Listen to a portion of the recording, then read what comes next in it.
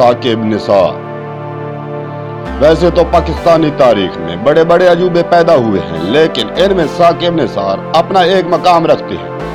ثاقب نسار اپنے دور میں جج کم اور حکمران زیادہ نظر آتے تھے۔ بابا ثاقب نسار کو ایک اہم فیصلہ جس نے ان کو پاکستانی قوم میں ہیرو بنا دیا وہ تھا موبائل بیلنس پر ٹیکس کا خاتمہ۔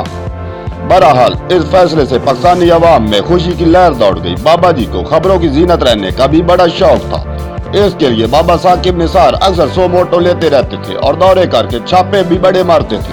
ایک دفعہ کا ذکر ہے، بابا جی نے سندھ کے ایک اسپتال پر چھاپا ٹھوک دیا جہاں پر ایک اہم سیاسی رہنما کو جیل سے بیماری کے باعث اسپتال منتقل کیا گیا تھا۔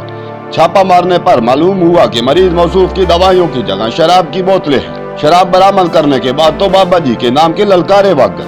یہ ایک الگ بحث ہے کہ وہ شراب بعد میں شہد ثابت ہو گئی۔ یہ تو پاکستان میں اکثر ہو جاتا ہے کہ برآمد شدہ شراب شہد میں اکثر تبدیل ہو جاتی ہے۔ بابا جی نے ایک دفعہ تجاوزات کے نام پر آپریشن شروع کروا دی۔ ویسے کچھ بڑی تجاوزات بھی گرائی تو گئی، لیکن غریب ریڑھی والا ایک بھی بابا جی کے شر سے نہ بچ سکا۔ اس سے ہٹ کر بابا جی نے حکومت کے معاملات میں بڑے زور و شور سے دخل اندازی کی۔ بابا جی کی مداخلت نے وقت کی حکومت کو اپنے سامنے لاچار کر کے رکھ دیا۔ لاہور میں ایک لیور انسٹیٹیوٹ اسپتال جو غریب مریضوں کے لیے ایک امید کی کرن بن گیا تھا، جس سے میرے گاؤں کے کافی لوگ بھی مستفید ہوئے۔ بابا جی کی لہر کی نظر ہو گیا۔ ایک اور بڑی محنت اور کوشش سے بابا جی نے ڈیم پروگرام شروع کیا۔ پتہ نہیں کہاں سے بابا جی کو ڈیم بنانے کا جنون چڑھ گیا۔ پاکستانی عوام جس کو حکمرانوں سے بڑا شکوہ تھا کہ ہمارے حکمران پانی کے مسئلے پر بالکل غور نہیں کر رہے، اور یہ ایک حقیقت بھی ہے کہ کافی عرصے سے ہمارا ڈیم بنانے کا مسئلہ سیاست کی نظر ہو رہا ہے۔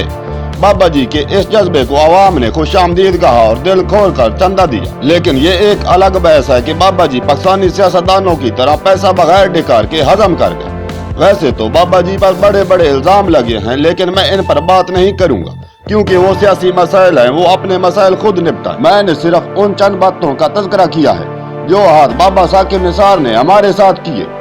والسلام۔